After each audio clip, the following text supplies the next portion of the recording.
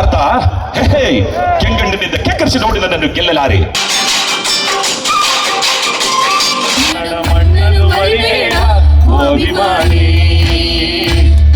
ಕನಿಷ್ಠ ನಾನು ಹೇಳೋದು, ಅಣ್ಣ ನಮ್ಮ ಕಂಪ್ನಿಲಿ ಕನ್ನಡ ರಾಜ್ಯೋತ್ಸವ ಮಾಡೋದಕ್ಕೆ ಅವಕಾಶ ಕೊಡ್ತಾ ಇಲ್ಲ, ಅಣ್ಣ ನಮ್ಮ ಕಂಪನಿಲಿ ಕನ್ನಡ ರಾಜ್ಯೋತ್ಸವ ಮಾಡ್ತೀವಿ ಅಂತ ಹೇಳಿದಕ್ಕೆ ನಮ್ಮನ್ನ ವಜಾ ಮಾಡಿದಾರೆ ಅಂತ ಬಂದ್ರೆ ಎಷ್ಟು ಖುಷಿ ಆಗುತ್ತೆ. ನೀವೆಲ್ಲ ಎಷ್ಟು ಪುಣ್ಯ ಮಾಡಿದ್ರಿ ಅಂದ್ರೆ ಒಂದು ಫೋನ್ ಕಾಲ್ ನನಗೆ ಬರುತ್ತೆ, ಕನ್ನಡ ರಾಜ್ಯೋತ್ಸವ ಮಾಡ್ತಾ ಇದೀವಿ, ನೀವು ಅತಿಥಿಗಳಾಗಿ ಬರಬೇಕು ಅನ್ನುವಂಥದ್ದು ಇದೆಯಲ್ಲ.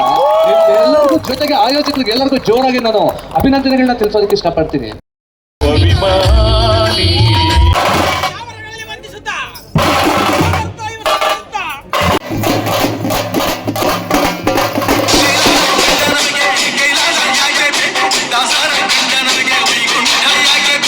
ಮುಂದಿನ ನನ್ನ ಜನ್ಮ